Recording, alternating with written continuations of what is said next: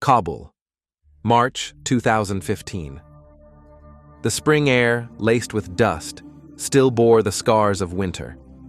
It was the time before Nowruz, when people sought cleansing, longed for renewal, not knowing they would witness a death.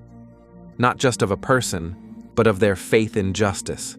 Farkhunda Malikzada, 27, a teacher of religious studies, the daughter of an educated family, a woman who had dedicated her youth to studying Islam and teaching girls.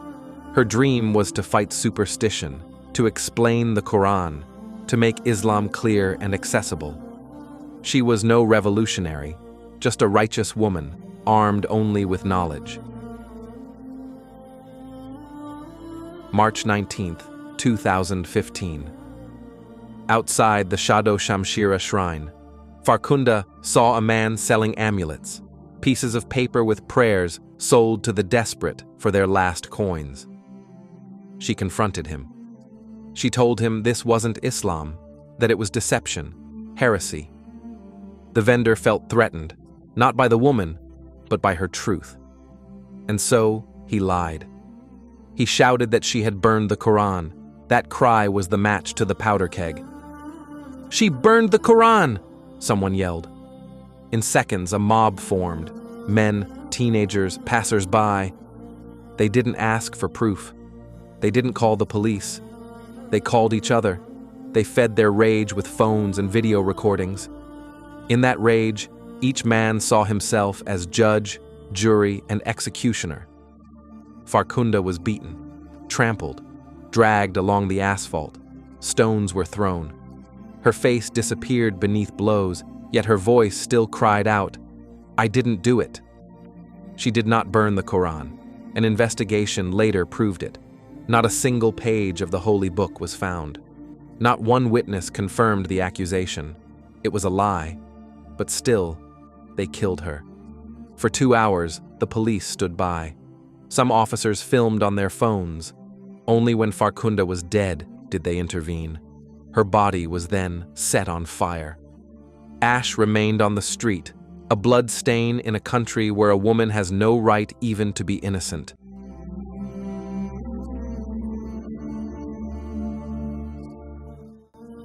Two days later, at her funeral, Farkhunda's coffin was carried by women. It was an act of defiance.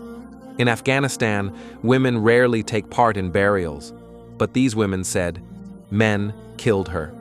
Men will not carry her." Protests swept through Kabul and other cities. Women and men held signs, "I am Farkhunda. She didn't burn the Quran. You burned humanity." For the first time, Afghan society spoke out against misogyny, blind faith, mob violence, and lawlessness. There were arrests. There were convictions. Some attackers were sentenced. Most were pardoned or freed.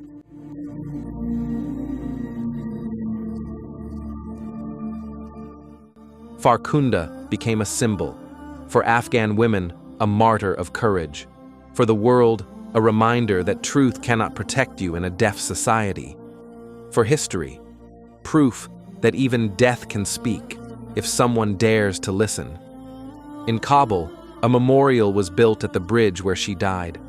Women stand there sometimes. Sometimes there are flowers, but more often, there is silence. Because this was not just the death of a woman, it was the death of a conscience and the birth of a fight.